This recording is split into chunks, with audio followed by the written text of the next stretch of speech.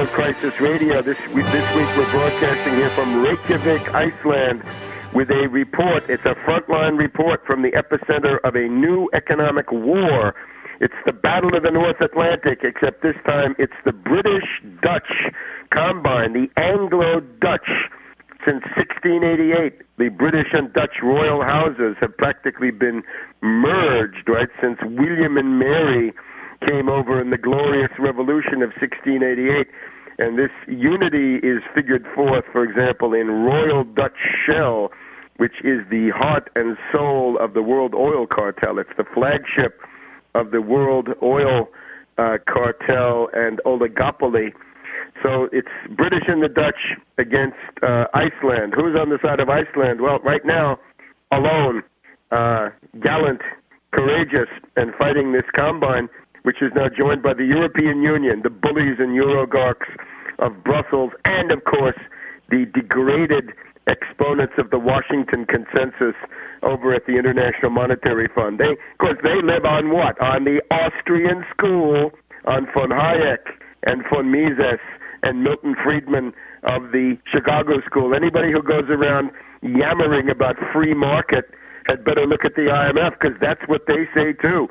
They say deregulate, privatize, bring in the free market, bust the unions, destroy the social services, destroy the social safety net, take away your pension, take away your health care, and race to the bottom all around. These are themes which I discuss, of course, in my books. Let me just recommend them again for your kind attention. Obama, the Postmodern Coup, The Making of a Manchurian Candidate. That has attracted interest here this week. People want to know what's with Zbigniew Brzezinski, what's with the Trilateral Commission. We've just had reports that if the Mousavi movement, the CIA movement, were to take over in Iran, one of the things they would do is cut off oil to China.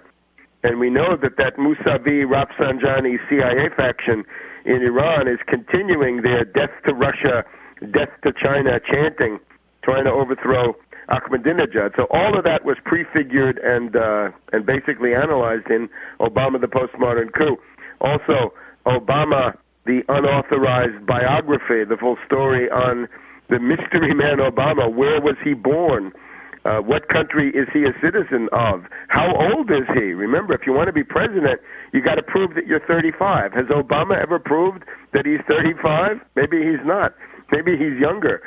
Maybe he's not eligible for the president on not one, but on two counts. So Obama, the unauthorized biography. And thirdly, the most important for the time here in Reykjavik, Surviving the Cataclysm, your guide to the worst financial crisis in human history. All of these available through www.tarpley.net, www.tarpley.net. Order those books there, and of course directly if you want from Progressive Press of California. Let's just look at the Icelandic crisis now as it emerged. It's a typical case study of a small nation under economic globalization, the casino economy, the deregulated hot money speculative monstrosity that emerged after the collapse of the Soviet Union with the help of James Baker III, and then of the Clinton administration, unfortunately, with Rubin, with Greenspan, and with others. Iceland is offshore. It's offshore in the same sense that the Bahamas are offshore. So there's always the danger of the money laundromat, the dubious money coming from dubious places, or indeed dubious characters, right? Russian oligarchs may be coming into Iceland to take over some of the banks which had been public property in the public sector, then got privatized and turned into the monstrosity that we now have. Remember, there was also the yen carry trade. We talked about the yen carry trade in earlier broadcasts. The idea was that for quite a few years, you could borrow money in Japan for 0% interest, and then you could take it to various kinds of hot money paradises. That would have included emerging markets, places like Turkey, Eastern Europe, maybe Ukraine, maybe Poland, but Iceland was also on the list. That then turned into a crisis of the Icelandic crown. The crown is the monetary unit, this crown has taken a tremendous beating. Right now it's 125 crowns to $1 approximately. That's a loss of what, about 70 or 80% since the crisis began. Anyway, it started with a crisis of the currency. And then we had something called IceSave. IceSave, I guess, was Landsbanki opening branches of its bank in the United Kingdom and in the Netherlands and offering interest rates that were higher than other competing institutions. IceSave.